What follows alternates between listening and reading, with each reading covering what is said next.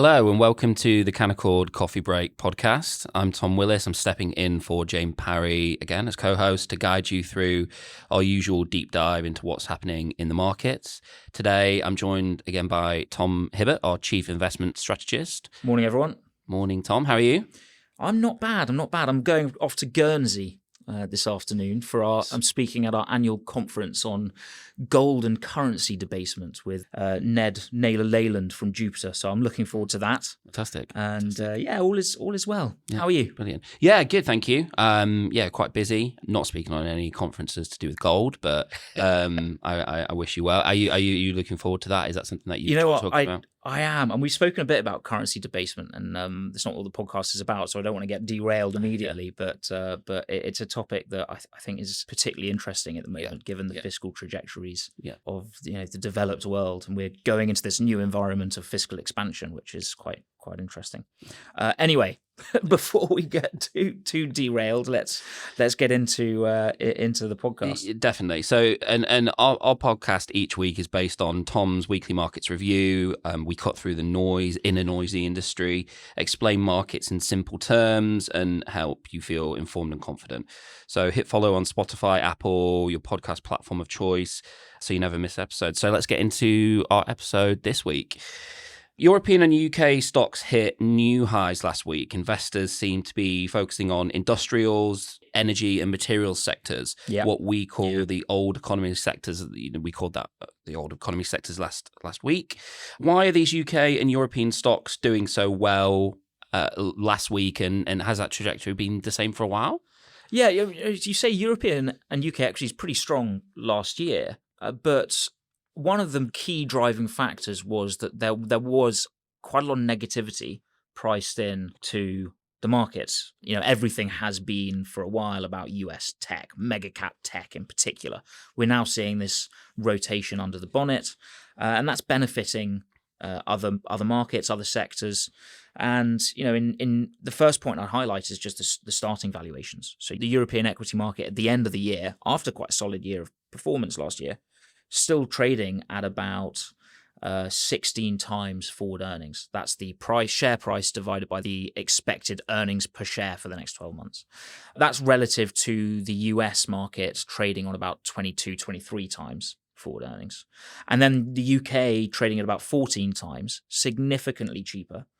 And, you also need to take into account earnings growth and stuff like that. But earnings coming out of Europe being very solid. We saw that some good earnings momentum there in Europe and the UK.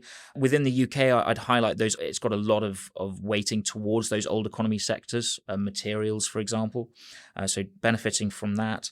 European tech still performing well year to date, which is a highlight relative to US tech, which has been quite weak. And really, it's been enterprise software stocks that have been really terrible in the US. And Europe, the European tech sector is a little bit more focused on sort of hardware rather than sort of software. And that has meant that it's been more insulated from this AI scare trade, the view that AI is coming for software stocks in particular. And European hardware and sort of semiconductor sectors tend to have been more insulated from that. Just a note on valuations as well. So you mentioned times 16 times 22. Is that the valuation is based on the price of the stock and the earnings? Exactly. Forward expected earnings per share. Yeah. So essentially, the higher the number, the higher the projected earnings. No. So the higher the number, just the more expensive the valuation is. Right. Often it's because there's more earnings growth that's anticipated, or there are other factors that go into the valuation. But it's a pretty simplistic way of just looking at how expensive the market is. And the key point is the UK and European equity markets trading at quite a big discount to the US. Part of that is the sort of domestic economic picture in the UK and Europe, a little bit more uncertain than the US, which is growing at a better rate. Companies' earnings in the US have been growing very solidly, but now this new AI fear factor has introduced a huge amount of uncertainty to the future of particularly the US sort of software tech sector. And just on that economic backdrop as well, does the UK environment support this strong growth in the market in terms of expectations on inflation coming down and interest rates being cut? Yes, the UK definitely has a positive impulse from the increasingly dovish stance of the Bank of England. We've seen that a little bit with lower inflation, which we spoke about last week. Europe has the inflation's already sort of at target, and there doesn't look like there's a huge amount of inflation coming there. And there's this benefit as well from fiscal expansion coming particularly in Germany, and that's expected to support growth. But I would say the starting point for the European and UK economies has been a lot weaker, so any positive surprise is quickly reflected into the markets, whereas the US, the expectations are already for strong growth. So, it takes more for a positive surprise in the US when the expectation is already quite high. Yeah. So that's been a key factor, I think, in driving some of the equity market performance. Another big story last week was the US Supreme Court blocking President Trump's global tariffs, ruling that he lacked the authority to impose them. In response, the White House has been exploring some alternative tariff measures. Can you touch on that, Tom, and the impact it's going to have? Yeah, of course. And it's obviously difficult to say because the main thing that this has done is introduced uncertainty, maybe not in the global landscape, but more in the domestic landscape in the US. How is Trump going to implement his tariff trade policy going forwards?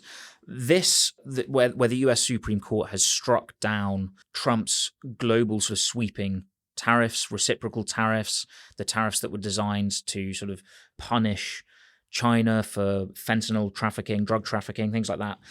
The Supreme Court blocked that. So all of those tariffs were implemented under the International Economic Emergency Powers Act. Mm-hmm. And the US Supreme Court rules that he lacked the authority to impose them under that legislation. So the White House is now exploring and has now implemented a blanket 10% global tariff, and there'll be developments there on how he will implement his trade policy going forwards. But this has been the most significant blow to trade policy and has introduced a little bit more uncertainty from a domestic standpoint rather than, I think, a global standpoint. Mm-hmm. I know we both have a keen interest in American history, so I think we could probably go on for quite a while on that topic. But moving forward to the week ahead, I know it's, as you mentioned in the weekly markets review, it's a less busy macro calendar at the moment, but are there any things to look out for? So we're in the midst of earnings season now, quite a long way through it. It's been another strong earnings season. We've got some big results coming this week. Nvidia's due to report, so that will be key. Quiet on the economic data front, but we have had, this return of the geopolitical risk premium with regards to the US's threats against Iran, mm-hmm. And pushing Iran towards any form of nuclear deal or negotiation. So Trump has provided an ultimatum there, and obviously there's building a lot of military presence in the region, the biggest sort of military presence in the Middle East, I think, since the invasion of Iraq in 2003. So we've seen oil prices spike in the last week. Brent's trading at about $70 a barrel and WTI at about $67 a barrel. So up sort of 6% last week. And they're just types of oil that are used as a kind of measure of volatility. Yeah, just the measures of, Brent is more global and WTI is more US prices. So a big spike in oil prices, and I suppose there's just a little bit of uncertainty with regards to that sort of geopolitical landscape and whether we see more volatility in the oil price, which has an impact on global growth as well. If you get another spike higher in oil, that obviously impacts the costs of businesses and can dampen growth. So oil price volatility and geopolitics does have implications for global growth. Mm.